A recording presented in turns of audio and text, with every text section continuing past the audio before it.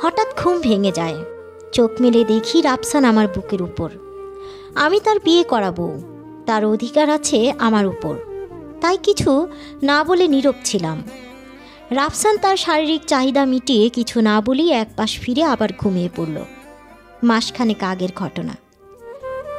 মামা, ওই দেখ তোর মাল আসতেছে। আরে মাল বলিস কেন, ভাবি ডাক, তোদের ভাবি হবে। তখনই সবগুলো ছেলে অট্ট হাসি দিয়ে উঠল। আমি ভয়ে ভয়ে হাঁটছিলাম। যত কাছে যাচ্ছি ততই ভয়ে কুঁকড়ে যাচ্ছি। ওরা প্রতিদিন স্কুলের মোড়ে দাঁড়িয়ে থাকবে আর মেয়েদের উত্ত্যক্ত করবে।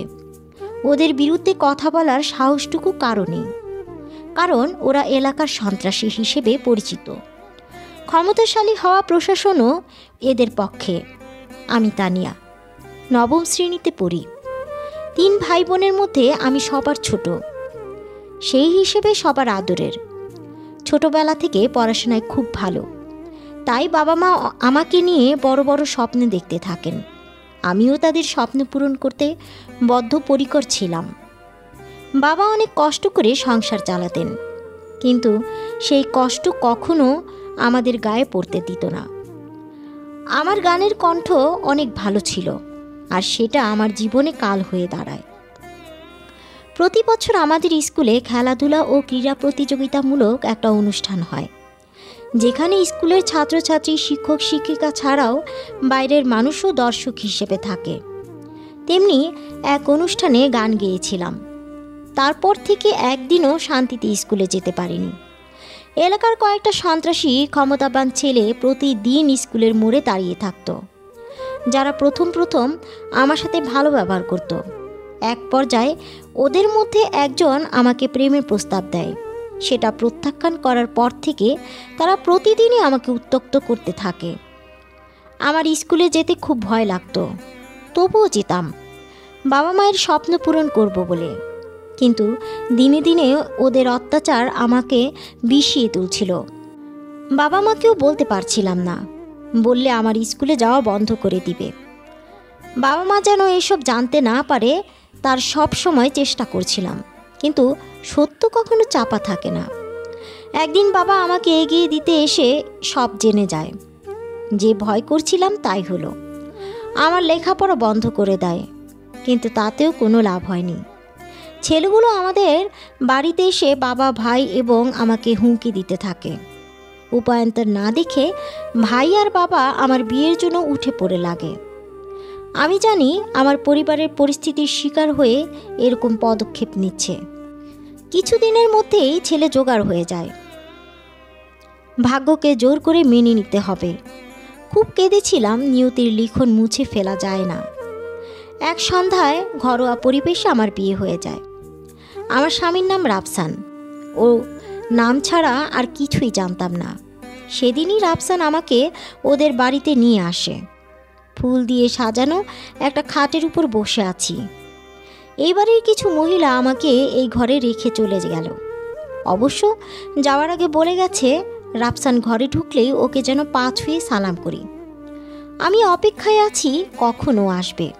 মনে মনে সিদ্ধান্ত নিলাম ওকে আমার পড়াশোনার ইচ্ছার কথা বলবো আমি লেখাপড়া করতে চাই।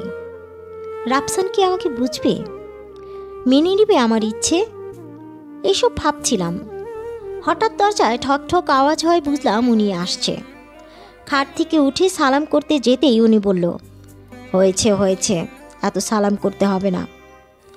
ওনার এমন কথায় খুব কষ্ট পেয়েছিলাম, কিন্তু পরক্ষণে ভাবলাম বিয়ের ঝামেলা গেছে, তাই হয়তো মেজাজ খিটমিটে। আমি এসে আবার খাটে বসলাম। রাফসান কিছু না বলে ফ্রেশ হতে চলে গেল। ওয়াশরুম থেকে ফিরেই বলল, তুমি এখনো ঘুমাওনি, জেগে আছো কেন? কিছুই বললাম না। অনেক স্বপ্ন ছিল এই রাতটাকে নিয়ে। আমার ইচ্ছের কথাটাও চাপা রাখলাম। রাফসান আর কিছু না বলেই খাটের এক পাশে শুয়ে পড়ল, আর আমি খাটের এক পাশে তখনও বসেছিলাম। চোখ দিয়ে অনবরত পানি পড়তেই লাগলো। কখন যে ঘুমিয়ে পড়লাম জানি না। হঠাৎ ঘুম ভেঙে যায়। চোখ মেলে দেখি রাফসান বুকের উপরে। আমি তার বিয়ে করাবো, তার অধিকার আছে আমার উপর। তাই কিছু না বলে নীরব ছিলাম। রাফসান তার শারীরিক চাহিদা মিটিয়ে কিছু না বলেই এক পাশ ফিরে আবার ঘুমিয়ে পড়ল। চোখ বুজে নিজের ভাগ্যকে মেনে নিলাম।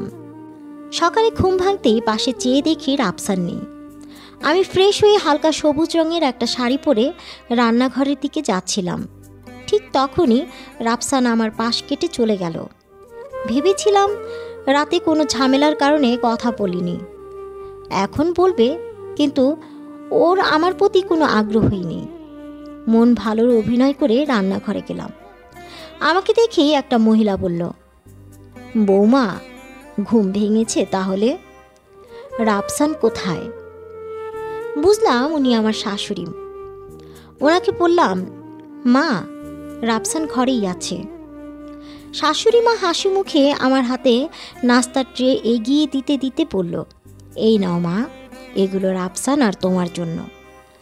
হাত বাড়িয়ে নাস্তার ট্রে নিলাম, সেই সাথে অবাক হলাম। এই বাড়িতে সবাই কি আলাদা আলাদা নাস্তা করে নাকি? নাস্তার ট্রে নিয়ে রুমে ঢুকতেই দেখি রাফসান কি যেন ভাবছে। হালকা কেশে বললাম, এই নিন আপনার নাস্তা। রাফসান একবার আমার দিকে চেয়ে কিছু না বলেই খেতে শুরু করলো। একবারও বলল না আমি খেয়েছি কিনা। আমি দাঁড়িয়ে দাঁড়িয়ে ওর খাওয়া দেখছি। খাওয়া শেষে উঠে চলে গেল। কেন জানি না চোখ দিয়ে এক ফোঁটা পানি গড়িয়ে পড়ল। হঠাৎ মোবাইলে রিং হতে লাগলো। স্ক্রিনে চেয়ে দেখি আননোন নাম্বার। রিসিভ করিনি, কিন্তু অনেকবার রিং হওয়াতে রিসিভ করলাম। রিসিভ করতেই ও পাশ থেকে বলল, আমাদের ভয়ে বিয়ে করেছিস, এখন দেখব সংসার কি করে করিস, আর তোর জামাইকে সাবধানে থাকতে বলবি। লাইন কেটে দিল। ঠিক তখনই রাফসান রুমে ঢুকলো। আমি কারোর সাথে কথা বলেছি দেখে জিজ্ঞেস করলো, কে ফোন করলো? ফোনের ওপাশের মানুষটার কথায় আমি বাকরুদ্ধ হয়ে গিয়েছিলাম। রাফসানকে কি বলবো বুঝতে পারছিলাম না। আমার নীরবতা দেখে রাফসান এগিয়ে এসে আমার হাত থেকে মোবাইল নিয়ে দেখলো আননোন নাম্বার। আমি তখনই চুপ ছিলাম। ভেবেছিলাম রাফসান আমাকে বুঝবে, কিন্তু আমাকে আশাহত করে রাফসান কিছু না বলেই আমার গালে কষে একটা চড় দিল। চড়ের তোর সামলাতে না পেরে আমি বেডে পড়ে গেলাম। রাফসান তখন বলতে শুরু করলো, মাগি, গতকালই আসলি এই বাড়িতে, আর আজকেই অন্য কারোর সাথে কথা বলা শুরু করে দিলি। আরও বিশ্রীভাবে কিছুক্ষণ গালিগালাজ করে রুম থেকে বেরিয়ে গেল। এত কিছু হয়ে গেল, কিন্তু শ্বশুর শাশুড়ি একবারের জন্য উকি মেরে দেখল না, কিংবা জিজ্ঞেস করলেন না কি হয়েছে। খুব অদ্ভুত লাগছিল এই বাড়িতে এবং এই বাড়ির মানুষগুলোকে। ভেবেছিলাম রাফসানকে আমার সব সমস্যার কথা খুলে বলবো, আমার পড়ালেখার ইচ্ছের কথা বলবো, কিন্তু না, এসব কিছুই বলা যাবে না এই মানুষটাকে। যে মানুষটা আমাকে গতকাল বিয়ে করে আজকেই গায়ে হাত তুলতে পারে, সে মানুষটার কাছে আমার কোনো ইচ্ছের পূরণই হবে না বুঝে গেছিলাম। আয়নার সামনে দাঁড়িয়ে নিজেকে দেখতে লাগলাম। বিয়ের আগে আয়নায় নিজেকে দেখে দেখে বলতাম, এই আমি একদিন অনেক বড় হব। আর এক আয়নার ডান গালে খেয়াল করলাম 5 আঙ্গুলের দাগ বসে রয়েছে। সবই নিয়তি। নিয়তির লেখন কোনোভাবেই মুছে যাবার নয়। চোখ দিয়ে টপ টপ করে অনবরত পানি পড়ছে। শাশুড়ি মার বৌমা বৌমা ডাক শুনে আসছি মা বলে কোনো রকমে চোখ মুছে চলে গেলাম। রান্নাঘরে ঢুকতেই শাশুড়ি মা বলল, মা, আমি একা মানুষ, সব করতে পারছি না, তুমি একটু কাজে হাত লাগাও না। বাড়িতে কিছুক্ষণ আগে এত বকাবকি হলো, সে বিষয়ে কিছুই জিজ্ঞেস করলো না। আমি শাশুড়ি মায়ের কথা মতো তরকারি কাটতে বসলাম। রান্না শেষে আমি আমার রুমে চলে এসে রাফসানের অপেক্ষায় বসে আছি। ও আসলে একসাথে দুপুরের খাবার খাবো। দুপুর গড়িয়ে বিকেল হতে চলল, রাফসানের আসার কোনো খবর নেই। মোবাইলটা হাতে নিয়ে ভয়ে ভয়ে রাফসানের নাম্বার তুলে কল দিলাম। রিসিভ করে গম্ভীর গলায় বলল, কে? আমি অবাক হলাম, নিজের বিয়ে করা বউয়ের নাম্বার সেভ করা না দেখে। আস্তে করে বললাম, আমি তানিয়া। ভেবেছিলাম সকালের জন্য রাফসান অনুতপ্ত হয়ে কিছু বলবে, কিন্তু না, আমাকে বলল, এই মাগি, ফোন করলি কেন? তুই জানিস না আমি এখন ব্যস্ত আছি, ফোন রাখ বলে লাইন কেটে দিল। রাফসানের এরকম ব্যবহারে বাকরুদ্ধ হয়ে গেলাম। নীরব কান্না জানান দিচ্ছিল আমার কষ্টকে।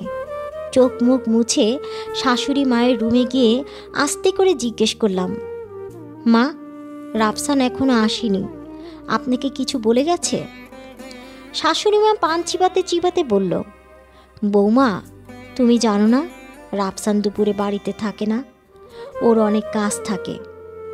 শাশুড়ি মায়ের সাথে আর কিছুক্ষণ কথা বলে নিজের রুমে চলে আসলাম। এবারে প্রত্যেকটা মানুষ যেভাবে আমার সাথে কথা বলছে, মনে হচ্ছে আমি এই বাড়িতে এসেছি অনেক দিন হলো। আমার সাথে সবার অনেক দিনের পরিচয়। সন্ধ্যার দিকে শ্বশুর শাশুড়ির জন্য চা বানিয়ে ওনাদের রুমে নিয়ে গেলাম। শ্বশুর আব্বা চায়ে চুমুক দিয়ে থুথু করতে করতে বলল, এটা কোনো চা হলো? তোমার বাবা মা কি তোমাকে চা বানানো শেখালো না? ঠিক তখনই শাশুড়ি মা চায়ে চুমুক দিয়ে বলল, বৌমা, এটা কোনো চা হলো? যাও, নতুন করে আবার বানিয়ে নিয়ে আসো, লবণ চিনি ঠিক মতো দেবে। ওনাদের এরকম ব্যবহারে অজান্তেই চোখ দিয়ে দুফোঁটা পানি গড়িয়ে পড়ল। তাড়াতাড়ি রুম থেকে বের হয়ে রান্নাঘরে চলে আসতেই চোখ দিয়ে অনবরত পানি পড়তে লাগলো। এই বাড়িতে আসলাম একদিন হলো, একদিনই এত কিছু। বাবা মাকেও কিছু বলতে পারছি না, বললে ওনারা কষ্ট পাবেন, চিন্তা করবেন। বাবার বাড়িতে যাওয়ারও উপায় নেই ওই ছেলেগুলোর জন্য। আবার চা বানিয়ে শ্বশুর শাশুড়ির রুমে দিয়ে আসলাম। রাত 10টার বেশি বাজে, কিন্তু রাফসান এখনও বাসায় আসেনি। চিন্তা হচ্ছিল খুব, কিন্তু কলও করতে পারছি না, কিংবা শাশুড়ি মাকেও যে জিজ্ঞেস করব সেটাও পারছি না। দুশ্চিন্তার মধ্যে রাত 11টার বেশ কিছুক্ষণ পরে রাফসান বাসায় আসলো। বাসায় এসে আমাকে কিছু না বলেই টাওয়াল নিয়ে ওয়াশরুমে চলে গেল। ও ওয়াশরুমে যেতেই আমি টেবিলে খাবার সাজিয়ে রাখলাম। ওয়াশরুম থেকে ফিরেই রাফসান খেতে বসে গেল, কিন্তু এবারও একটা বার জিজ্ঞেস করলো না আমি খেয়েছি কিনা। নিজের মতো খেয়ে বেডরুমে চলে গেল। খাওয়ার মাঝে একবার জিজ্ঞেস করলাম তরকারি ভালো হয়েছে কিনা, কিন্তু কোনো উত্তর পেলাম না। রাফসান যাওয়ার পর আমিও খাবার খেয়ে বেডরুমে চলে আসলাম। বেডরুমে ঢুকতেই দেখি রাফসান খাটে আধ শুয়ে আছে। আমি জিজ্ঞেস করলাম, আপনার শরীর ভালো, চা করে দিব? রাফসান মাথা নাড়িয়ে না বলল। না বলতে আমি ড্রেসিং টেবিলের সামনে মাথা আঁচড়াতে বসে পড়লাম। কিছুক্ষণ পর রাফসান আস্তে ডেকে পড়ল, তানিয়া, এদিকে আসো। ওনার এরকম ডাকে আমার খুব ভালো লেগেছিল। মনের মধ্যে কেমন যেন একটা ভালো লাগা ছুঁয়ে গিয়েছিল। আমি ওনার কাছে যেতেই বলল, আমাকে কখনো কল করবে না, বাইরে আমি অনেক ব্যস্ততার মধ্যে থাকি। আবারও বলছি, আমাকে কল দিয়ে বিরক্ত করবে না, মনে থাকবে? ওনার এরকম কথায় নিচের দিকে তাকিয়ে সম্মতি জানালাম। আর কিছু না বলেই রাফসান শুয়ে পড়ল। আমি এক মুহূর্ত দেরি না করে ওয়াশরুমে চলে গেলাম। ট্যাপ ছিঁড়ে দিয়ে কাঁদতে লাগলাম। বিধাতা কেন আমার ভাগ্যে এমন বানিয়েছেন? ওয়াশরুম থেকে ফিরে শুয়ে পড়লাম। মাঝরাতে কারো স্পর্শে ঘুম ভেঙে গেল। চোখ মেলে দেখি রাফসান। কিছুই বললাম না। আমি জানি এখন কি হবে। সারা রাত চলল রাফসানের পুরুষত্বের খেলা। নিজের শারীরিক চাহিদা মিটিয়ে এক পাশ ফিরে আবার ঘুমিয়ে পড়ল। একবারও জিজ্ঞেস করলো না আমি কি চাই। যে মানুষটা আমার সাথে ঠিকমতো একটু কথা বলল না, সেই মানুষটা আমার উপর অধিকার খাটাতে একটুও ভাবলো না। রাতে আর ঘুম হয়নি। সারা রাত ফুপিয়ে ফুপিয়ে কেঁদেছি। সকাল হতেই ফ্রেশ হতে চলে গেলাম। ওয়াশরুম থেকে ফিরে দেখি রাফসান তখনও ঘুমিয়ে আছে। ঘুমন্ত অবস্থায় মানুষের মুখ কত নিষ্পাপ দেখায়, যেমনটা এখন রাফসানকে দেখে মনে হচ্ছে। ওর মুখের দিকে তাকিয়ে ভাবতে লাগলাম, জেগে থাকলে এই মানুষটা এত নিষ্ঠুর হয় কিভাবে? এত নিষ্ঠুর হওয়ার কারণ কি? পরক্ষণেই ভাবলাম, এর পিছনের কারণ আমাকে খুঁজে বের করতেই হবে। আরও কতক্ষণ রাফসানের মুখের দিকে তাকিয়ে থেকে রান্নাঘরের দিকে পা বাড়ালাম। খুব সকাল, মা এখনও ঘুম থেকে ওঠেনি, তাই রান্নাঘরে না গিয়ে ছাদে চলে গেলাম। বাহ, ছাদটা তো অনেক সুন্দর। এখানে একটা বাগান করলে ভালোই দেখাবে। ছাদের রেলিং ধরে দূরে তাকিয়ে দেখলাম ভোরের মিষ্টি আলো উপভোগ করতে করতে ভাবলাম মানুষের জীবনটা কত অদ্ভুত। হঠাৎ কোথা থেকে কোথায় জীবন হারিয়ে যায়। হঠাৎ কারো গলার হালকা কাশির শব্দ শুনতে পাই, ফিরে তাকাতেই দেখি একটু দূরে অন্য বিল্ডিংয়ের ছাদ থেকে একটা ছেলে আমার দিকে তাকিয়ে আছে। আমি তাকাতেই ছেলেটা মুখ ফুরিয়ে নিল। আমিও ছাদ থেকে নিচে চলে আসলাম। মা এখনো ঘুম থেকে ওঠেনি। আমি রান্নাঘরে গিয়ে সব কিছু পরিষ্কার করে ফেললাম। তারপর নাস্তা বানিয়ে টেবিলে নিয়ে রাখলাম। টেবিলের উপর নাস্তা সাজিয়ে রাখার সময় মা ঘুম থেকে উঠে এসে বলল, বৌমা বৌমা করছো কি? নাস্তা টেবিলে সাজিয়ে রাখতে কে বলল? যাও রাফসানের আবুর নাস্তা রুমে দিয়ে আসো, আর রাফসানের নাস্তা রেডি করে ওর রুমে নিয়ে যাও। আমি মাকে বললাম, মা সবাই মিলে একসাথে নাস্তা করি। মা তখন ধমক দিয়ে বলল, যা বলেছি তাই করো, বেশি কথা বলবা না। মন খারাপ করে বাবার রুমে নাস্তা রেখে রাফসানের জন্য নাস্তা নিয়ে গেলাম। রাফসান ঘুম থেকে উঠল, কিন্তু ফ্রেশ না হয়ে বেডে বসে রইল। আমি জিজ্ঞেস করলাম, কিছু লাগবে? রাফসান বলল, টাওয়ালটা কোথায়? আমি টাওয়াল এগিয়ে দিতেই সেটা নিয়ে ওয়াশরুমে চলে গেল। ওয়াশরুম থেকে ফিরেই রাফসান বলল, চা কোথায়? আমি বললাম, নাস্তা করুন, আমি চা করে না আনছি। এক ঝটকায় নাস্তা মেঝেতে ফেলে দিয়ে জোরে বলল, তুই জানিস না আমি সকালে নাস্তা খাই না? গতকালও চা না দিয়েই নাস্তা দিয়েছিলি। মামা বলে শাশুড়ি মাকে ডাকতে লাগলো। মা রুমে আসতেই রাফসান বলল, মা তুমি এটা কাকে নিয়ে এসেছ?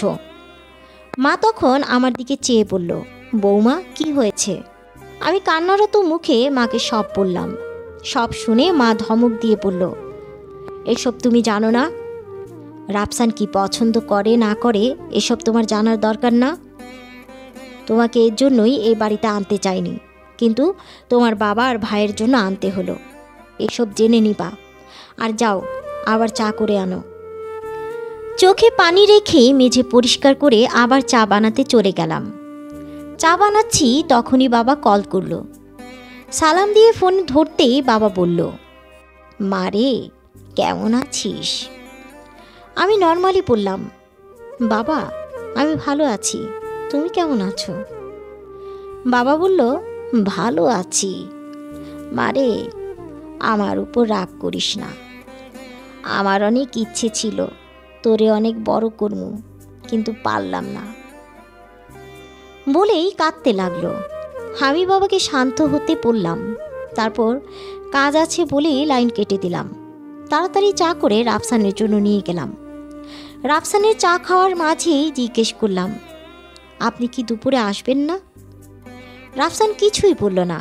চা শেষ করে রুম থেকে বের হওয়ার সময় দরজা পর্যন্ত গিয়ে পিছনে তাকিয়ে বলল, আমি কখনো দুপুরে বাসায় আসি না। আমার সব কিছু মায়ের কাছ থেকে জেনে নিবি, আর কখনোই আমাকে জিজ্ঞেস করবি না। বলেই হনহন করে চলে গেল। আমি চুপ করে বেডে বসে পড়লাম। 2 দিনেই এই বাড়ির অনেক কিছুই জানা হয়ে গেছে। একটা জিনিস স্পষ্ট বুঝলাম, সেটা হলো এই বাড়িতে আমাকে সবসময় মন খারাপ করেই থাকতে হবে। আমার ইচ্ছের কোনো দাম নেই এই বাড়িতে। একটু পর মায়ের ডাকে রান্নাঘরে চলে গেলাম। দুপুরে রান্না করার মাঝখানে মাকে বললাম, মা আমার একটা অনুরোধ ছিল। মা বলল, কি হয়েছে বলো। আমি বললাম, মা ছাদের উপরে বাম পাশে আমি একটা ছোট্ট ফুলের বাগান করতে চাই। বাগান করার আমার খুব শখ। মা তখন বলল, ঠিক আছে করো, কিন্তু ছাদে গিয়ে পড়ে থাকলে হবে না।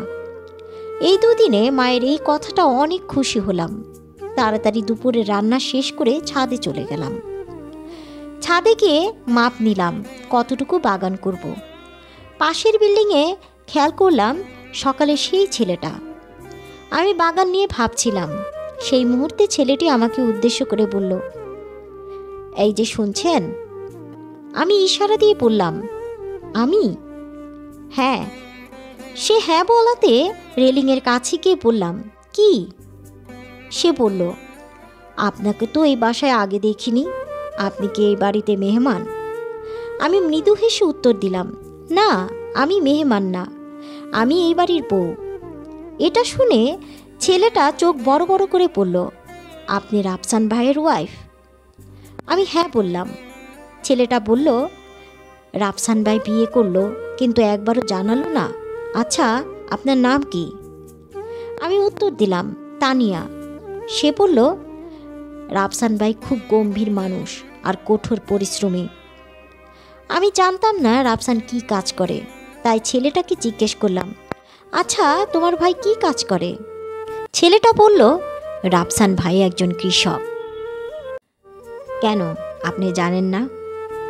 ছেলেটার কথা শুনে চুপ হয়ে গেলাম। আমার নীরবতা দেখে ছেলেটা আবার বলল, জানেন ভাবি, রাফসান ভাই খুব পরিশ্রমী। 70 বিঘা জমি উনি দেখাশোনা করেন। আমরা এই বাড়ি এসেছি 2 বছর হলো। এই 2 বছরের সব সময় ওনাকে খুব গম্ভীর দেখেছি। একটা মানুষ কি করে এত গম্ভীর হয়? রাফসান ভাইকে না দেখলে সেটা বুঝতে পারতাম না। আমি ছেলেটাকে কিছু না বলেই ছাদ থেকে রুমে চলে আসলাম। ছেলেটার কথাগুলো মাথার মধ্যে ঘুরছে। রাফসান একজন কৃষক, রাফসান এত গম্ভীর কেন? তাহলে কি কোনো কারণ আছে যেটা আমি জানি না, যার জন্য রাফসান একরকম গম্ভীর, যার জন্য আমার সাথে খারাপ ব্যবহার করে? আমাকে এই কারণটা খুঁজে বের করতেই হবে। তাড়াতাড়ি বাবাকে কল করলাম। বাবা ফোন রিসিভ করতেই সালাম দিয়ে জিজ্ঞেস করলাম, বাবা, রাফসান কি করে? তোমরা তো আমাকে কিছুই বলনি বাবা। বাবা ডুকরে কেঁদে উঠে বলল, মারে, আমাকে তুই ক্ষমা করে দিস। এলাকার মাস্তান ছেলেগুলো থেকে তোকে বাঁচানোর জন্য তাড়াতাড়ি বিয়ে দিলাম। রাফসানের বাবার অনেক সম্পত্তি আছে, রাফসান এগুলোর দেখাশোনা করে। আমি বাবাকে বললাম, বাবা, আমি জানি তুমি সবসময় আমার ভালো চাও। আচ্ছা বাবা, ফোন রাখছি। এই বলে লাইন কেটে দিলাম। তাহলে ছেলেটার কথাই সত্যি, রাফসান কৃষক, এই নিয়ে আমার ভাবনা নেই। আমার ভাবনা হচ্ছে ওর গম্ভীর হওয়ার কারণ কি। হাতে ফোন নিলাম রাফসানকে কল দিব বলে, কিন্তু ওর আগের ব্যবহার মনে পড়ে যাওয়ায় ফোন রেখে দিলাম। বাবা মাকে ডাকলাম দুপুরে খাবার খেতে, কিন্তু মা নিজের রুম থেকে জোরে বলল, তোমার খাবার তুমি খেয়ে নাও, আমরা খেয়ে নিয়েছি। খুব অবাক হলাম, কারণ নতুন বউকে রেখে ওনারা নিজেরা খেয়ে ফেলল। আমি দুপুরের খাবার খেয়ে রুমে এসে শুয়ে পড়লাম। এপাশ ওপাশ করছি, কিন্তু কিছুতেই চোখে ঘুম আসছে না। শোয়া থেকে উঠে বসে জানালা খুলে কিছুক্ষণ বাইরে তাকিয়ে দেখলাম। হঠাৎ মনে হলো ছাদে যাই, ছেলেটার সাথে যদি দেখা হয়, যদি কিছু জানা যায় রাফসানকে নিয়ে। ছাদে উঠে দেখি ছেলেটা আগের জায়গায় ঠায় দাঁড়িয়ে আছে। আমি যে ছাদে উঠেছি সে দেখেনি। একটু এগিয়ে পড়লাম, আপনি কি সারাদিন ছাদেই থাকেন নাকি? ছেলেটা হকচকিয়ে আমার দিকে চেয়ে বলল, ভাবি আপনি? মৃদু হেসে আবার বলল, না না, ওই যে চিলে কোঠার রুমটা দেখছেন, সেখানে আমি থাকি। খুব গরম তো, তাই রুম থেকে এখন বাইরেই বেশি থাকি। আমি বললাম, বাহ, সে তো ভালো, কিন্তু আপনার পরিবার? ছেলেটা বলল, সবাই নিচেই থাকে, শুধু আমি উপরে, কারণ আমার চিলেকোঠার রুমগুলো খুব ভালো লাগে। আমি ছেলেটাকে বললাম, আচ্ছা আপনার নামটা তো জানা হলো না? মৃদু হেসে বলল, আমি নিহান। আমি নিহানকে বললাম, কে কে আছে আপনার পরিবারে? আমি, বাবা মা আর একটা ছোট বোন।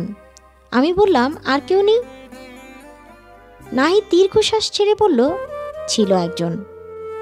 বাবা মায়ের অমতে বিয়েও করি, কিন্তু 2 মাস না যেতেই অধরা আমাকে ছেড়ে চলে যায়। আমি নাহিদের কথা বুঝতে পেরে বললাম, সরি। নাহিদ বলল, না না, ঠিক আছে। আমি আবার বললাম, আপনি কি করেন এখন? উত্তরে নাহিদ বলল, ছাদে ঘুরি ফিরি। জানেন, অধরার আকাশ খুব পছন্দের ছিল। আমি অবাক হয়ে তাকিয়ে রইলাম। নাহিদ আবার বলল, আমি অনার্স 2nd ইয়ারে আছি। নাহিদের কথায় এবার আরও বেশি অবাক হলাম, কিন্তু কিছু বললাম না। কিছুক্ষণ নীরবতার পর আমি বললাম, আচ্ছা রাফসানের সাথে আপনার কেমন কথা হয়? নাহিদ বলল, খুবই কম। ভাই এমনিতেই খুব গম্ভীর, তার উপর শিমু ভাবি মারা যাওয়ার পর আরও গম্ভীর হয়ে যায় মানুষটা। আমি অবাক হয়ে ভ্রুকুচকে নাহিদের দিকে চেয়ে বললাম, শিমু ভাবি? সে কে? এবার নাহিদও অবাক হয়ে আমার দিকে তাকিয়ে আছে। আমি আবার বললাম, কি হলো বলেন, শিমুকে? নাহিদ আমতা আমতা করে বলল, রাফসান ভাইয়ের আগের বউ। কিন্তু ভাবি, আপনি জানেন না শিমু ভাবি সম্পর্কে? নাহিদের কথায় এক মুহূর্তের জন্য আমার পৃথিবী থমকে গেল, চোখ দিয়ে পানি পড়তে লাগলো। নাহিদ কিছু বলতে যাচ্ছিল, কিন্তু এক দৌড়ে আমি নিচে চলে আসলাম। বালিশে মাথা গুজে কাঁদতে লাগলাম। বিধাতা, কেন আমার জীবনটা এমন করছেন? কি পাপ করেছি আমি? সন্ধ্যার দিকে নাস্তা রেডি করে বাবা মায়ের রুমের দিকে আসলাম। নিজের রুমে এসে ভাইয়াকে কল দিলাম। কল রিসিভ করতেই ডুকরে কেঁদে উঠলাম। ভাইয়া বলল, কি হলো তানিয়া, কাঁদছিস কেন? আমি বললাম, ভাইয়া তোমরা আমাকে এই কোথায় রেখে গেলে? ভাইয়া বলল, কি হলো বোন, আমার সব কিছু খুলে বল। আমি তখন সব বললাম, আর এও বললাম, বাবা টেনশন করবে বলে বাবাকে বলিনি, আর ভাইয়াও যেন বাবাকে না বলে। সব শুনে ভাইয়া চুপ করেছিল। আমি আবার বললাম, ভাইয়া কিছু তো বল। ভাইয়াও তখন কেঁদে ফেলল। কেঁদে কেঁদে বলল, বোন রে, আমাদের ক্ষমা করে দিস। আমরা জানতাম না রাফসান আগে একবার বিয়ে করেছিল, কিন্তু এটা জানতাম না ও এত নিষ্ঠুর। আমাদের মতো গরিবের মান বাঁচাতে হঠাৎ বাবা আর আমি তোকে বিয়ে দিয়ে দিই রাফসানের কাছে। আমাদের মতো অসহায়দের মুখ বুজে সব সহ্য করতে হয়। তুই রাফসানের মন জয় করার চেষ্টা করিস, যদি ভালো হয়ে যায় ও। ভাইয়া রাখি বলে লাইন কেটে দিল। আমি স্তব্ধ হয়ে বসে রইলাম। বাবা আর ভাই জেনে শুনে আমাকে এখানে বিয়ে দিল। পরক্ষণেই ভাবলাম, বাবা তো আমার ভালোর জন্যই এখানে বিয়ে দিয়েছে। বাবা তো জানে না রাফসান এরকম। চোখ মুছে মনে মনে সিদ্ধান্ত নিলাম, যা করার আমাকেই করতে হবে। যে করেই হোক রাফসানের মন জয় করতেই হবে।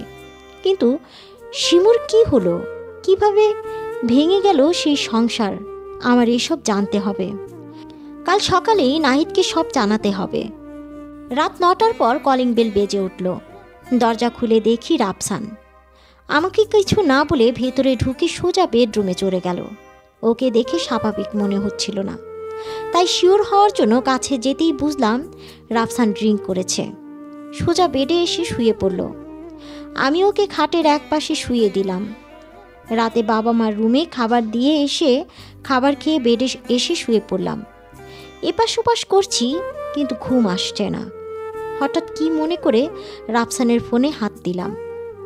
মেসেজ বক্সে ঢুকে দেখি লতা নামের কারোর সাথে রাফসানের কনভারসেশন। ভালো করে দেখে বুঝলাম বিয়ের আগে থেকেই লতার সাথে রাফসানের কথা হয়। মাথা ঝিম ধরে গেছে। নাহিদ তো বলল শিমু মারা যাওয়ার পর থেকেই রাফসান এমন গম্ভীর, কিন্তু এই গম্ভীর মানুষটার আড়ালে আরেকজনের সাথে দিব্যি কিভাবে কথা বলে যাচ্ছে? তাহলে কি রাফসানের গম্ভীর ভাব শুধু লোক দেখানো? রাফসানের দিকে তাকিয়ে দেখলাম মানুষটা বেঘুরে ঘুমাচ্ছে। মানুষটার মাথায় ঠিক কী পরিকল্পনা ঘুরছে সেটা আমাকে বের করতে হবে। লতার কথা মনে হতেই খুব কান্না আসলো, কিন্তু নিজেকে যথাসম্ভব স্বাভাবিক রেখে চুপ থাকলাম। রাফসান জেনে শুনেই আমাকে ধোঁকা দিচ্ছে, কিন্তু কেন? ঘুম আসছে না। বেড থেকে উঠে বারান্দায় গিয়ে গ্রিল ধরে দাঁড়িয়ে থাকলাম। মনে মনে সিদ্ধান্ত নিলাম, কাল নাহিদের কাছ থেকে জেনে নিব শিমুর সম্পর্কে। সে কি কি জানতো। ভাবতে লাগলাম, নাহিদকে যদি বলি আমাকে একটু সাহায্য করতে, সে কি করবে? পরক্ষণেই ভাবলাম, সে কাল দেখা যাবে। তবে আমার নাহিদের সাহায্য অনেক দরকার। বারান্দা থেকে ফিরে বেডে এসে শুয়ে পড়লাম। সকালে ঘুম ভেঙে পাশে চেয়ে দেখি রাফসান তখনও ঘুমাচ্ছে। আস্তে উঠে ছাদে চলে গেলাম। এত সকালে নাস্তা না বানালেও হবে, তাছাড়া ছাদে যদি নাহিদকে পাওয়া যায় এই আশায়। কিন্তু ছাদে উঠে নাহিদকে দেখলাম না। একটু মন খারাপ হলো। বারবার চিলেকোঠার দিকে তাকিয়ে পায়চারি করছিলাম। কিছুক্ষণ পর দেখি নাহিদ চিলেকোঠার রুম থেকে বের হয়ে হাই তুলছিল। আমার দিকে চোখ পড়তেই অবাক চোখে তাকিয়ে একটু এগিয়ে এসে বলল, ভাবি আপনি এত সকালে যে? নাহিদকে কিছু বুঝতে না দিয়ে বললাম, সকালটা উপভোগ করতে চলে আসলাম ভাই। নাহিদ মৃদু হেসে বলল, তা ভালো, সকালের বাতাস শরীর আর মনকে সতেজ রাখে। নাহিদের কথার পরপরই আক্ষেপের সুরে বললাম, আর মন সতেজ থাকা? নাহিদ ভ্রুকুচকে জিজ্ঞেস করল, ভাবি কিছু হয়েছে কি? আমি তখন উত্তরে বললাম, না ভাই। আচ্ছা, আপনি আমার কিছু প্রশ্নের উত্তর দিতে পারবেন? নাহিদ তখন কি যেন ভেবে বলল, চেষ্টা করব, আপনি বলুন না। আচ্ছা, শিমুর সাথে কি আপনার কোনো কথা হয়েছে? নাহিদ বলল, এই বাসায় আসার পর থেকে মাঝে মাঝে সকালে ভাবির সাথে কথা হতো। ভাবিও না আপনার মতো সকাল পছন্দ করত। আসলে রাফসান ভাই অনেক গম্ভীর মানুষ। শিমু ভাবি প্রায় আক্ষেপ করে এ কথা বলতো। ভাবির মৃত্যুর খবর যখন শুনি তখন আমি বাসায় ছিলাম না, চট্টগ্রামে ছিলাম। খুব খারাপ লাগছিল সেদিন। পরে এসে জানতে পারি ভাবি নাকি হঠাৎ মারা যায়। আমি নাহিদকে থামিয়ে জিজ্ঞেস করলাম, রাফসানের গম্ভীরতা ছাড়া শিমু অন্য কোনো কথা আক্ষেপ করে বলতো? নাহিদ কিছুক্ষণ ভেবে বলল, না, তবে শিমু ভাবি প্রায় মনমরা হয়ে থাকতো। জিজ্ঞেস করলেই বলতো, কিছু না, বাবা মাকে মনে পড়ছে। আমি আর কিছু বলতাম না। আমি কিছু বলতে যাব তার আগেই নাহিদ আবার বলল, তবে শিমু ভাবি একদিন একটা মেয়ের কথা বলল, নামটা যে কি মনে পড়ছে না। আমি তখন বললাম, লতা। নাহিদ তখন বলল, হ্যাঁ হ্যাঁ, লতাকে নিয়ে বলতো। আমি জিজ্ঞেস করলাম, কি বলতো? নাহিদ আক্ষেপ করে বলল, খুব বেশি কিছু বলতো না, তবে প্রায় কথার মাঝখানে বলতো, লতা আমার চিরশত্রু। মনে মনে ভাবতে লাগলাম, তার মানে রাফসানের সাথে লতার অনেক আগে থেকেই কথা হয়, যেটা শিমুও জানত। কিন্তু লতাকে রেখে আমার আর শিমুর জীবন নষ্ট করার কারণ কি? না, এই নাহিদের কাছ থেকে আমার সাহায্য চাইতেই হবে। নাহিদ আমাকে বলল, ভাবি কি ভাবছে না তো? হকচকিয়ে নাহিদের দিকে তাকিয়ে বললাম, না ভাই, কিছু না। আচ্ছা নাহিদ ভাই, আপনাকে যদি একটা নাম্বার দেই তাহলে কি সেই নাম্বারের ডিটেলস বের করতে পারবেন? একটু ভেবে নাহিদ বলল, চেষ্টা করব, কিন্তু নাম্বারটা কার? আমি বললাম, ডিটেলস বের করলেই জানতে পারবেন। 10টার দিকে আবার ছাদে আসবো আমি, তখন নাম্বার দিয়ে যাব। এখন আসি। এই বলে চলে আসতে লাগলাম। নাহিদ তখন জোরে বলল, ভাবি একটা কথা বলা হয়নি। আমি পিছন ফিরে ইশারায় বললাম, কি? নাহিদ তখন বলল, শিমু ভাবিকে প্রায় একটা ডায়েরি হাতে ছাদে দেখতাম। আমি অবাক হয়ে কিছু বলতে যাব, কিন্তু নাহিদের চিলেকোঠার পাশে কারো উপস্থিতি টের পেয়ে নিচে চলে আসি। মা এখনও ঘুম থেকে ওঠেনি, কিন্তু রাফসান ঘুম থেকে উঠে বেডে বসে বসে ঝিমাচ্ছে। আমি কাছে গিয়ে বললাম, টাওয়াল দিব? রাফসান কিছু না বলে বেড থেকে নেমে সোজা ওয়াশরুমে চলে গেল। লতার নাম্বারটা নেওয়া হলো না, তাই রাফসানের ফোন থেকে লতার নাম্বারটা টুকে নিয়ে রান্নাঘরে চলে গেলাম। নাহিদের কাছ থেকে শোনা শিমুর ডায়েরির কথা এতক্ষণে ভুলেই গিয়েছিলাম। নাস্তা বানানোর মাঝে হঠাৎ মনে পড়ে গেল, আমি তো কোনো ডায়েরির খোঁজ পেলাম না। যদি ডায়েরি লিখে থাকে তাহলে সেটা কোথায়?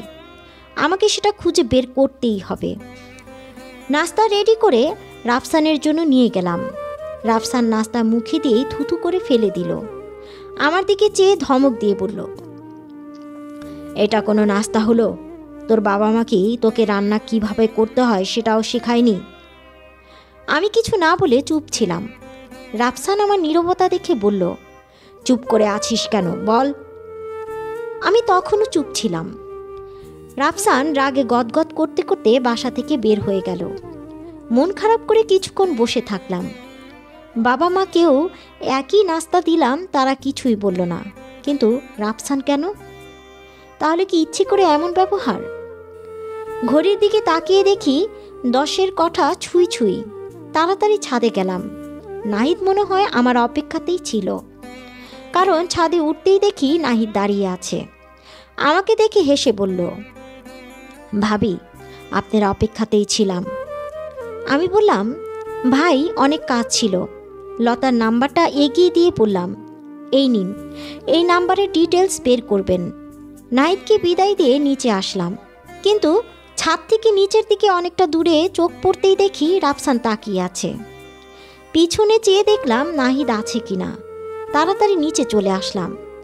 রাফসান দেখেছে কিছু? মনে মনে আল্লাহকে ডাকছিলাম। কলিং বেল বেজে উঠল। দরজা খুলতেই রাফসান ঢুকেই আমার চুলের মুঠি ধরে টানতে টানতে বেডরুমে নিয়ে এসে দরজা বন্ধ করে দিল। তারপর ইচ্ছে মতো মারতে মারতে গালি দিয়ে বলল, তুই 2 দিন হলো এই বাসায় এসেছিস, আর 2 দিনই ছাদের উপরে অন্য কারোর সাথে ঘনিষ্ঠতা না? ইচ্ছে মতো মেরে চলে আবার বেরিয়ে গেল। আমি মেঝেতে বসে অনেকক্ষণ কাঁদলাম। কি দোষ ছিল আমার? একটু না হয় ভুল করেছি, তার জন্য এত নির্যাতন? এবারও বাবা মা কেউ একটা বারের জন্য উকিও দিল না। কিন্তু দুপুর হতেই মা জোরে ডেকে বলল, বৌমা, রান্না করবা না নাকি? দুপুরে কি না খেয়ে থাকবা? চোখ মুছে রান্নাঘরে চলে গেলাম। এত নিষ্ঠুর কেন এই মানুষগুলো? ভাত রান্নার জন্য চাল নিতে গিয়ে দেখি চাল রাখা ড্রামের আশেপাশে অনেক ময়লা জমে আছে। সেটা পরিষ্কার করার জন্য ড্রামটা সরাতেই পেছন থেকে একটা কালো মলাটের ডায়েরি বেরিয়ে আসলো। খুব অবাক হলাম। চাউলের ড্রামের পিছনে ডায়েরি। পরক্ষণেই ভাবলাম, এটা শিমুর ডায়েরি না তো? কৌতূহল নিয়ে ডায়েরির প্রথম পাতা উল্টাতেই দেখলাম তাতে লেখা, বড় করে শিমুর আত্মকাহিনী। পাতা উল্টাতেই চোখে পড়ল তারিখ দিয়ে কিছু লেখা। আজ আমার বিয়ে হয়েছে। নতুন জীবনের শুরু থেকেই নতুন মানুষটাকে নিয়ে স্বপ্ন বুনতে শুরু করেছি। মানুষটা কেমন যেন গম্ভীর, হয়তো বিয়ের ঝামেলার জন্যেই। 2 দিন পর হয়ে গেল, কিন্তু রাফসানকে এখনও বুঝলাম না। ওর কি আমাকে পছন্দ হয়নি? না না, কি ভাবছি? পছন্দ না হলে আমার কাছাকাছি আসতো না। কিন্তু দিনের আলোয় কিসের এত অবহেলা? এই বাসার প্রতিটা মানুষ এত অদ্ভুত কেন? শিমুর কথাগুলো আমার সাথে মিলে যাচ্ছে। তাড়াতাড়ি পরের পাতা উল্টালাম। তাতে লেখা, আজকে রাফসান আমার গায়ে হাত তুলেছে। আমার অপরাধ, চায়ে চিনি হয়নি ঠিকমতো। চিনি ঠিকমতো হয়নি তাই বলে গায়ে হাত? এত নিষ্ঠুরতা! আজকে আমার বাবা আমাকে দেখতে এসেছে। বাবার সাথে কথা বলে একটু প্রশান্তি লাগছিল। এই বাসায় দম বন্ধ হয়ে আসে। মানুষ থেকেও যেন নেই। রাফসান মদ পান করে অনেক রাতে বাড়ি ফিরেছে। বাড়ি ফিরেই কিছু না বলেই আমাকে গালাগাল দিয়ে অনেক মেরেছে। আজকে রাফসানের মোবাইল ধরে জানতে পারি রাফসান অন্য একটা মেয়ের সাথে সম্পর্কে জড়িত। মেয়েটার নাম লতা। লতা মেয়েটা আর পড়তে পারিনি। শাশুড়ি মায়ের উপস্থিতি টের পেয়ে ডায়েরি বন্ধ করে আগের জায়গায় রেখে ড্রামটা ঠিক করছি, মা এসে বলল, কি ব্যাপার বৌমা, রান্না বাদ দিয়ে এসব কি করছো? আমি বললাম, মা, এখানে অনেক ময়লা জমেছিল, তাই একটু পরিষ্কার করলাম। মা কপট রাগ দেখিয়ে বলল, রান্না বাদ দিয়ে এত পরিষ্কার করতে হবে না, তাড়াতাড়ি রান্না করো। মা চলে গেল আর আমি ভাবছি ডায়েরিটা নিয়ে। বাকি লেখাগুলো আমাকে পড়তেই হবে। এখন পড়া যাবে, তাই রান্না শেষ করে ছাদে গিয়ে পড়ার মন স্থির করলাম। দুপুরে রান্না শেষ করে গোসল করে কাপড় নিয়ে ছাদে চলে গেলাম। অবশ্য গোসলের আগে লুকিয়ে লুকিয়ে রান্নাঘর থেকে ডায়েরিটা নিয়ে আসলাম। পাশের বিল্ডিংয়ে চেয়ে দেখলাম নাহিদ আছে কিনা, কিন্তু কোথাও দেখলাম না। চিলকোঠাও অনেকবার তাকালাম, সেখানেও নেই। ভালোই হলো, ডায়েরিটা পড়ার মাঝে কেউ ডিস্টার্ব করবে না। ছাদে এমন জায়গায় বসলাম যেন নিচে থেকে কেউ না দেখে। ডায়েরি খুলবো তার আগে ফোন বেজে উঠল। ভাইয়া কল করেছে। ভাইয়া এই অসময় কল? তাড়াতাড়ি ফোন রিসিভ করতেই ভাইয়ার কান্নারত আওয়াজ শুনতে পেলাম। মনের মধ্যে ভয় ঢুকে গেল। ভাইয়ার কি হলো যে কাঁদছে? তাড়াতাড়ি জিজ্ঞেস করলাম, ভাইয়া কি হয়েছে, কাঁদছো কেন? ভাইয়া কাঁপা কাঁপা গলায় বলল, তানিয়া, বাবার নেই। ভাইয়ার কথা শুনে স্তব্ধ হয়ে গেলাম। আমিও কাঁদতে লাগলাম। ছাদে বসে বসে অনেকক্ষণ কাঁদলাম। আমাকে তো এখন বাবার বাড়ি যেতেই হবে, কিন্তু কিভাবে যাব? তাড়াতাড়ি রাফসানকে কল করলাম। ফোন রিসিভ করেই রাফসান বলল, তোকে বলেছি না আমাকে কল করবি না? হঠাৎ থেমে আবার কান্নায় আওয়াজ শুনে বলল, কি হয়েছে, কাঁদছিস কেন? আমি কাঁপা কাঁপা কণ্ঠে বললাম, আমার বাবা আর নেই। আমার কথা শুনে রাফসান কিছুক্ষণ নীরব থেকে বলল, আচ্ছা আমি গাড়ি পাঠিয়ে দিচ্ছি, তুমি যাও। পরক্ষণেই আমি বললাম, আমি একাই যাব, আপনি যাবেন না? রাফসান আমাকে আশাহত করে বলল, না আমি যাব না, আমার কাজ আছে। কান্না চেপে আক্ষেপে সুরে বললাম, এতটা পথ আমি একা যাব? রাফসান বলল, গাড়ি পাঠিয়ে দিচ্ছি, যাওয়ার ইচ্ছে হলে যাও, আমি রাখলাম। এই বলে লাইন কেটে দিল। একটা মানুষ এতটা নিষ্ঠুর হয় কি করে? ডায়েরিটা বন্ধ করে নিচে চলে আসলাম। ডায়েরিটা নিরাপদে রেখে বাবা মায়ের রুমে যেতেই মা বলল, কি হয়েছে, কাঁদছো কেন? মাকে বললাম, মা আমার বাবা আর নেই। বাবা মা তখন আমাকে বলল, রাফসানকে কি জানিয়েছ? রাফসান কি বলল? আমি বললাম, রাফসান গাড়ি পাঠাবে, আমাকে যেতে বলেছে, কিন্তু রাফসান যাবে না বলল। বাবা তখন বলল, তো যাও, তুমি রেডি হও গিয়ে। আমি আক্ষেপ করে বললাম, বাবা এতটা পথ আমি একা একা যাব? বাবা মা আমার দিকে চেয়ে কিছুক্ষণ কি যেন ভেবে বাবা বলল, ঠিক আছে আমি তোমাকে নিয়ে যাব, যাও তাড়াতাড়ি রেডি হও, বেশি দেরি করবা না। আমি তাড়াতাড়ি রুমে এসে কাপড় চোপড় গোছাচ্ছি। বাবার কথা মনে পড়ে গেল। বাবা কত কষ্ট করে সংসার চালাতো। বড় ভাইয়ার পড়াশোনার খরচ চালাতে না পেরে খুব কেঁদেছিল, কিন্তু আমার লেখাপড়ার প্রতি তীব্র আগ্রহ দেখে কষ্ট করে বাবা আর ভাইয়া পড়াশোনার খরচ চালিয়ে যাচ্ছিল। বাবাকে কথা দিয়েছিলাম একদিন আমি অনেক বড় হব, কিন্তু পারিনি বাবাকে দেওয়া কথা রাখতে। পারিনি সমাজের কিছু নোংরা ব্যবস্থার কারণে। মনে মনে বাবাকে বললাম, বাবা আমাকে তুমি ক্ষমা করে দিও। কাপড় চোপড় গুছিয়ে রেডি হয়ে গেলাম। গাড়ি চলে আসলো। বাবা ড্রয়িং রুম থেকে জোরে জোরে বলল, বৌমা তাড়াতাড়ি আসো, যেতে যেতে আবার দেরি হয়ে যাবে। মায়ের কাছ থেকে বিদায় নিয়ে গাড়িতে উঠে বসলাম। আমাদের বাড়ি যেতে 2 ঘন্টার মতো লাগবে। রাস্তায় আমার কান্না দেখে বাবা শুধু একবার বলল, কান্না থামিয়ে বাবার জন্য দোয়া করো। আবার কি মনে করে গাড়ি থামিয়ে একটা পানির বোতল কিনে এনে আমাকে দিল। বাড়িতে পৌঁছে কান্নায় ভেঙে পড়লাম। মা আমাকে জড়িয়ে ধরে বিলাপ করে কাঁদছে। ভাইয়াকে দেখলাম বাবার খাটিয়ার পাশে নিস্তব্ধ হয়ে বসে আছে। সন্ধ্যার কিছুক্ষণ পরে বাবাকে শেষবারের মতো দেখলাম। জানাজা শেষে বাবাকে নিয়ে যাচ্ছে। আমার ভিতরটা দুমড়ে মুচড়ে যাচ্ছিল। মা তখনও বিলাপ করে কেঁদেই যাচ্ছে। বাবাকে কবরে রেখে দূরে সবাই চলে গেল। ভাইয়াকে দেখলাম তখনও কবরের পাশে দাঁড়িয়ে আছে।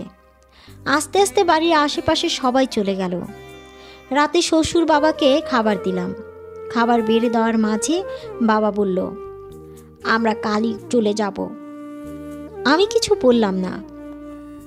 রাতে ভাইয়াকে একা পেয়ে বললাম, ভাইয়া কাঁদবেন না, শুধু বাবার জন্য দোয়া করবেন, আর আমি কাল সকালেই চলে যাব। ভাইয়া অসহায় দৃষ্টিতে আমার দিকে চেয়ে বলল, কালই চলে যাবি? আমি নিচের দিকে তাকিয়ে মাথা নাড়লাম। ভাইয়া আর কিছু বলল না। আমি মায়ের কাছে চলে এলাম। একটু ঘুম হয়নি। মা আর আমি জেগে কাটিয়ে দিলাম সারা রাত। নামাজ পড়ে বাবার জন্য দোয়া করলাম। শেষ রাতে মাকে জড়িয়ে ধরে বললাম, মা আমি সকাল হতেই চলে যাব, আমি আবার আসবো মা, তুমি নিজের খেয়াল রেখো। মা আক্ষেপ করে বলল, মারে আজকেই চলে যাবি? আরও 2টা দিন থেকে জানা। আমি মাকে বললাম, আমি আবার আসবো মা, কিন্তু আজকে আমাকে যেতে হবে। মা তখন আস্তে করে বলল, ঠিক আছে মা, আবার আসিস। সকাল হতে বাবার সাথে চলে আসলাম। বাসায় পৌঁছে দেখি মা রান্নাঘরে নাস্তা বানাচ্ছে। আমাকে দেখে বলল, বৌমা চলে আসছো, এই ধরো এটা বানিয়ে রুমে নিয়ে আসবে। বাবা মারা গেল, মাত্র আসলাম। এসবের দিকে ভ্রুক্ষেপ না করে শাশুড়ি মা এই কথা বলতে পারল? নিয়তি মেনে নিয়ে নাস্তা বানিয়ে রুমে দিয়ে আসলাম। নিজের রুমে এসে বেডে বসলাম। ডায়েরিটা কি পড়ব, কিন্তু শরীর খুব খারাপ লাগছে। একটু কাত হয়ে শুয়ে পড়লাম। ডায়েরিটা বিকেলেই পড়ব। হুড়মুড় করে ঘুম থেকে উঠে রান্না করতে চলে গেলাম। ভাবলাম দেরি হয়ে গেছে, কিন্তু ঘড়ির দিকে তাকিয়ে স্বস্তির নিঃশ্বাস ফেললাম। রান্না শেষ করে গোসল সেরে ছাদে চলে আসলাম। পাশের বিল্ডিংয়ের ছাদে তাকিয়ে নাহিদকে দেখলাম। নাহিদ আমাকে বলল, ভাবি কেমন আছেন? আপনাকে গতকাল দেখলাম না। আমি বললাম, ভালো নাই ভাই, বাবা আমাকে ছেড়ে চলে গেছে। নাহিদ অবাক হয়ে আমার দিকে চেয়ে আসতে বলল, সরি। তার পরপরই বলল, আপনার এখন বাড়িতে থাকা উচিত ছিল। আমি বললাম, সেই ভাগ্য কি আছে ভাই? নিয়তি যে খুব খারাপ। নাহিদ বলল, কি হয়েছে ভাবি? আমি কিছু না বলে জিজ্ঞেস করলাম, নাম্বারটার ডিটেলস বের করেছেন? নাহিদ তখন বলল, ভাবি এটা তো লতার নাম্বার। শিমু ভাবি যাকে চিরশত্রু মনে করতেন, কিন্তু কেন এত শত্রুতা সেটা কখনো বলেননি। আমি আবার জিজ্ঞেস করলাম, ভাই লতার ঠিকানাটা বের করা যাবে কি? লতার নাম্বার শিওর হওয়ার পর কৌতূহলবশত আমি আমার এক বন্ধুর মাধ্যমে লতার ঠিকানাটা জোগাড় করি। আমি উত্তেজিত হয়ে পড়লাম, কোথায়? নাহিদ আমাদের বাড়ির কাছাকাছি একটা জায়গায় নাম বলল। আমি তখন নাহিদকে অনুরোধের সুরে বললাম, ভাই কাল একটু আমার সাথে সেখানে যেতে পারবেন? নাহিদ কিছুক্ষণ ভেবে বলল, ঠিক আছে ভাবি। আমি আবার বললাম, খুব সাবধানে যেতে হবে, যেন রাফসান কোনোভাবেই আমাকে না দেখে। নাহিদকে কাল দেখা হচ্ছে বলে নিচে চলে আসলাম। এই মুহূর্তে শ্বশুর শাশুড়ি তাদের রুমেই আছেন। আমি নিজের রুমে এসে রুমের ডায়েরিটা হাতে নিলাম। বেডরুম থেকে বারান্দায় চলে এসে একটা চেয়ার টেনে বসলাম। ডায়েরির পাতা উল্টালাম। আজকে রাফসানের মোবাইল ধরে জানতে পারি রাফসান অন্য একটা মেয়ের সাথে সম্পর্কে জড়িত। মেয়েটার নাম লতা। লতা মেয়েটার সাথে রাফসানের গভীর সম্পর্কের নাম। আমাকে বের করতেই হবে।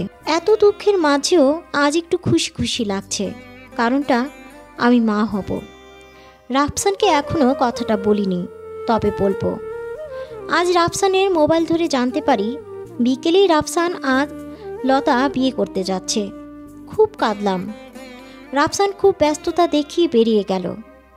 আজকে আর রাফসান বাসায় ফিরিনি, হয়তো লতার সাথেই আছে। তুচ্ছ বিষয় নিয়ে রাফসান আজকে অনেক মেরেছে। মাতাল হয়ে রাফসান বাড়ি ফিরে এসে ঘুমিয়ে পড়ে। ওর মোবাইলের মেসেজ বক্সে ঢুকে অবাক হয়ে যায়। সেখানে লতার একটা মেসেজ ছিল, আমি কিছু বুঝি না রাফসান, তুমি যে করেই হোক শিমুকে বিদায় করো। আরেকটু নিচে এসে একটা মেসেজ চোখে আটকে গেল। সেখানে লেখা ছিল, বিদায় করতে না পারো শিমুকে মেরে ফেলো। আর রাফসানের সম্মতির মেসেজ দেখে স্তব্ধ হয়ে গেলাম। আজ রাফসান গায়ে হাত তুলতে আসলে রুখে দাঁড়াই। এক পর্যায়ে লতার কথা বললে আমাকে চুপ থাকতে বলে মেরে ফেলার হুমকি দেয়।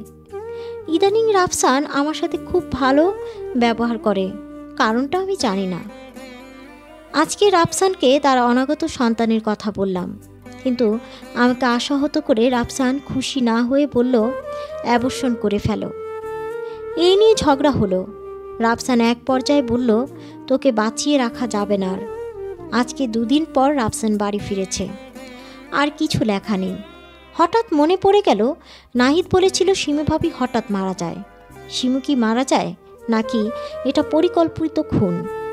শিমুর ডায়েরি পড়ে যে কেউ বলে দিতে পারবে এটা খুন। তার মানে রাফসান খুনি। একটা খুনির সাথে সংসার করছি আমি। এই খুনিটার বেঁচে থাকার কোনো অধিকার নেই।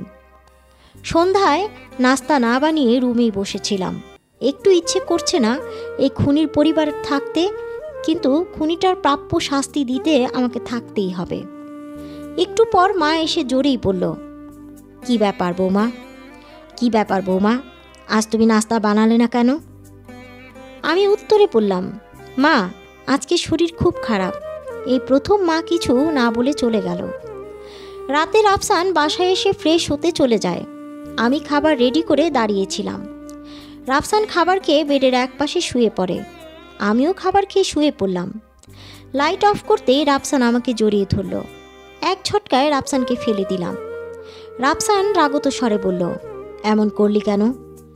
আমি পরক্ষণেই বললাম, গতকাল আমার বাবা মারা গেছে, আপনি একবারও গেলেন না, আর আজকে আসছেন পুরুষত্ব দেখাতে। রাফসান রাগে গদগদ হয়ে বারান্দায় চলে গেল। এই ফাঁকে রাফসানের ফোনের মেসেজ দেখে জানতে পারি কাল দুপুরে সে লতার বাসায় যাবে এবং লতার হাতে বানানো স্পেশাল খাবার খাবে। ঘুমের ভান ধরে শুয়ে থাকলাম, মনে শান্তি পাচ্ছি না।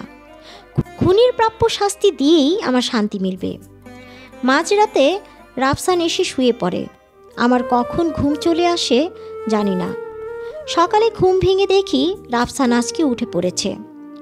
রাফসান ফ্রেশ হওয়ার মাঝে আমি তাড়াতাড়ি নাস্তা বানিয়ে ফেললাম। কেন যেন ইচ্ছে নেই খুনির জন্য নাস্তা বানাতে, কিন্তু শেষ খাবার হওয়ায় বানালাম। রাফসান নাস্তা খেয়ে বেরিয়ে গেলে ছাদে চলে যাই।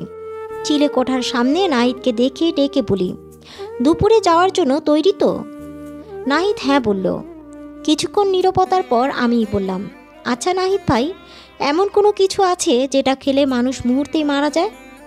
নাহিদ ভ্রুকুচকে জিজ্ঞেস করল, হ্যাঁ আছে, কিন্তু কেন? কেনর উত্তর না দিয়ে বললাম, কি সেটা? আমার পড়ার মাঝেই আছে সেটা। আমি বিরক্তি দেখিয়ে বললাম, সেটার নাম কি? নাহিদ তখন বলল, পটাশিয়াম সাইনাইড। আমি অন্যদিকে ফিরে বললাম, আমাকে একটু পটাশিয়াম সাইনাইড এনে দিতে পারবেন? নাহিদ আরও অবাক হয়ে কিছুক্ষণ তাকিয়ে থেকে বলল, ভাবি কি হয়েছে আমাকে বলেন তো। এই একটা মানুষ যাকে বিশ্বাস করা যায়, তাই 7-5 না ভেবে সব কিছু খুলে বললাম। সব শুনে নাহিদ রগত স্বরে বলল, এই মানুষটার বেঁচে থাকার কোনো অধিকার নেই। এই মানুষটার বেঁচে থাকার কোনো অধিকার নেই। আমি আছি আপনার সাথে, বলেন কি করতে হবে। আমি তখন বললাম, একটু পটাশিয়াম সাইনাইড জোগাড় করে আর দুপুরে বের হওয়ার জন্য রেডি হন। আবার বললাম, আপনার নাম্বারটা দিন। নাম্বার নিয়ে নিচে চলে আসলাম। দুপুরের রান্না শেষ করেই নাহিদকে কল দিলাম। নাহিদ পটাশিয়াম সাইনাইড জোগাড় করে ফেলেছে। ওকে রাস্তার মোড়ে থাকতে বলে একটা বোরকা বের হয়ে গেলাম বাবা মায়ের অজান্তে। বাবা মা জানতেও পারবে না, কারণ তারা রুমে এসে আমাকে চেক করবে না। মোড়ে এসে নাহিদকে বললাম, রাফসানের লোকেশনটা বের করতে পারবেন? নাহিদ বলল, সেটা বের করতে হবে না, জানোয়ারটা কে এই মাত্র দেখে আসলাম। আমি বললাম, তাহলে তাড়াতাড়ি চলেন। নাহিদ বলল, কোথায়? আমি বললাম, লতার বাসায়। নাহিদ আর কিছু না বলে হাঁটতে লাগলো, আর আমি পিছু পিছু। কিছুক্ষণের মধ্যেই আমরা পৌঁছে গেলাম। আমাদের পরিকল্পনা হলো, আমি আগে বাসার ভিতরে যাব, তারপর নাহিদ কলিং বেল বাজিয়ে লতাকে কিছুক্ষণ দরজায় দাঁড় করিয়ে রাখবে, আর এর মাঝে আমি তাদের খাবারে পটাশিয়াম দিয়ে দিব। পরিকল্পনা অনুযায়ী আমি ফ্ল্যাটের সামনে গিয়ে কলিং বেল বাজালাম। কিছুক্ষণ পর লতা দরজা খুলে আমাকে বলল, কে আপনি? আমি অনেক দিনের পরিচয়ে আছি এমন ভাব করে বললাম, আরে আমি তামান্না, আমাকে চিনলি না? ভাইয়া কোথায়? এই বলে ভিতরে চলে আসলাম। লতা আমার পিছন পিছন এসে বলল, এই আপনি হুট করে বাসায় ঢুকে পড়লেন কেন? এর মাঝে কলিং বেল বেজে উঠল। লতা বলল, আমি আপনাকে মনে করতে পারছি না, আপনি বসুন, আমি দেখছি কে আসছে। লতা চলে গেলে আমি চট করে রান্নাঘরে গিয়ে সব খাবারে পটাশিয়াম সাইনাইড দিয়ে ফিরে আসি। লতার আগে গদগদ করতে করতে বলল, কি সব মানুষ বাসার ঠিকানা না জেনেই অন্যের বাসায় চলে আসে। আমি মনে মনে বললাম, ভালোই বলেছেন নাহিদ ভাই। লতা এবার আমাকে বলল, এই আপনি কে এখন বলুন। আমি আবার বললাম, আমি তামান্না। রাজিয়া, তুই কি আমাকে চিনতে পারছিস না? লতা কপট রাগ দেখিয়ে বলল, আমি রাজিয়া না, আমি লতা। আমি তখন অবাক হওয়ার অভিনয় করে বললাম, সরি, কিন্তু আপনি দেখতে হুবহু আমার বান্ধবী রাজিয়ার মতো। আমি আপনাকে দেখে ভাবলাম রাজিয়া, তাই সারপ্রাইজ দিতে আসলাম। সরি আপু। লতা বলল, ঠিক আছে ঠিক আছে। আমি আবার সরি বলে বেরিয়ে আসলাম। পরে এসে নাহিদ ভাইকে বললাম, এখন শুধু জানোয়ারটার মৃত্যুর খবর শোনার অপেক্ষা। বাসায় চলে আসলাম। বিকেলেই মায়ের কান্নার আওয়াজ শুনে রুমে গিয়ে জানতে পারি জানোয়ারটা মারা গেছে। মা বিলাপ করে বলছে, ওই মেয়েটাই আমার ছেলের খুনি, ওই মেয়েটাই আমার ছেলেকে খুন করলো। তার মানে লতার কিছু হয়নি। মায়ের কথা শুনে মন খারাপ হয়ে গেল, কিন্তু মনের মধ্যে এক প্রশান্তি বয়ে গেল। জানোয়ারটা তার প্রাপ্য শাস্তি পেয়েছে। আমিও কান্নার অভিনয় শুরু করলাম। রাফসানের মৃতদেহ এনে দাফন করা হলো। রাফসানকে মারার অপরাধে লতাকে গ্রেপ্তার করা হলো। 2 সপ্তাহ কেটে গেল। আমি মায়ের কাছে গিয়ে বললাম, মা, আমি বাসায় চলে যাচ্ছি, আমাকে ক্ষমা করে দিবেন। বাসা থেকে বেরিয়ে নাহিদকে কল দিলাম। ফোন ধরতেই বললাম, নাহিদ ভাই, আমি চলে যাচ্ছি, ভালো থাকবেন। নাহিদ কিছুক্ষণ নীরব থেকে বলল, আপনিও ভালো থাকবেন। নিয়তি আমাকে এত দূর নিয়ে এসেছে, জানি না আর কি কি অপেক্ষা করছে আমার জন্য। আমি ভাইয়াকে কল দিয়ে বললাম, ভাইয়া আমি আসছি। কাহিনীটি এখানেই সমাপ্ত হলো। কাহিনীর নাম নিয়তি, লিখেছেন মেহেদি হাসান। কাহিনীটি কেমন লাগলো অবশ্যই কমেন্ট করে জানাবেন। আর যারা এখনও আমার চ্যানেলটি সাবস্ক্রাইব করেননি তারা এখনই আমার চ্যানেলটি সাবস্ক্রাইব করে পাশে থাকা বেল আইকনটি বাজিয়ে দিন, যাতে পরবর্তী নোটিফিকেশান আপনার কাছে খুব সহজেই পৌঁছে যেতে পারে। আমি এই প্রত্যাশা আজকের মতো এখানেই বিদায় নিচ্ছি। ভালো থাকবেন, সুস্থ থাকবেন। ধন্যবাদ।